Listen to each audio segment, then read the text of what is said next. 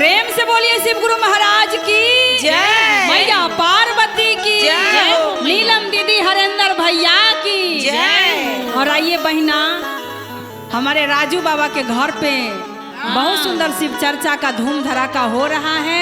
हो रहा है तो उसमें आके सभी लोग हाजिरी लगा रहे हैं और भोलेनाथ से प्रार्थना करो कि गंगा किनारे अगर डमरू बाजी तो थोड़ा जोर जोर से बजाई भोलेनाथ कि सारा दुखियारी के सुनाई दे। जय हो बाबा। और आओ कहना है कैसे पूनम दीदी? कैसे बजाइए भोला हो, बजाइए भोला, जय हो। जोर जोर से डमरुआ बजाइए भोला, जोर जोर से डमरुआ बजाइए भोला, जोर जोर से डमरुआ बजाइए भोला, बजाइए भोला, बजाइए भोला, बजाइए भोला, हो बजाइए भोला, जोर जोर से डमरुआ बजाइए भोला,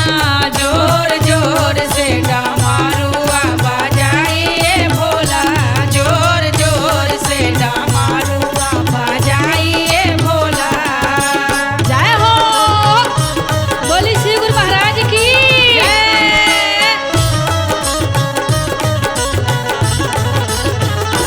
जोर जोर से डमरुआ बजाइए भोला, जोर जोर से डमरुआ बजाइए भोला। देखो पूनम दीदी, जब बिहारी बूट में पहला डमरू बाजेला भोलेनाथ के तो सबसे पहले एक बजनिया की सुनाई देला। तो आके भोलेनाथ के दुआरी पर अचरा पसार के रोवेली कैसे कैसे हो? डमरू आवाज सुनी आईली बजनिया, आईली बजनिया हो, आईली बजनिया, डमरू आवाज सुनी आईली बजनिया, आईली बजनिया हो, आईली बजनिया, बजनिया के गोदी भर के भेजिए भोला, बजनिया के गोदी भर के भेजिए भोला, जोर जोर से डमरुआ बजाइए भोला, जोर जोर से डमरुआ बजाइए भोला, जोर जोर से डमरुआ बजाइए भोला। जय हो।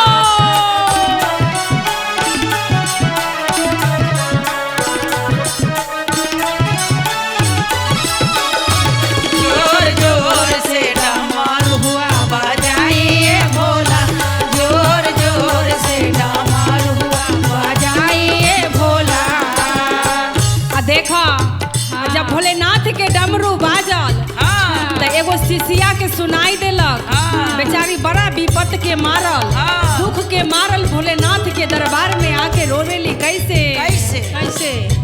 डमरू आवाज सुने आएले शिष्या, आइले ये शिष्या, आइले ये शिष्या, डमरू आवाज सुने आएले शिष्या, आइले ये शिष्या, आइले ये शिष्या, शिष्या के दाया दे के भेजिए भोला, शिष्या के दाया दे के भेजिए भोला, जोर जोर से डमरुआ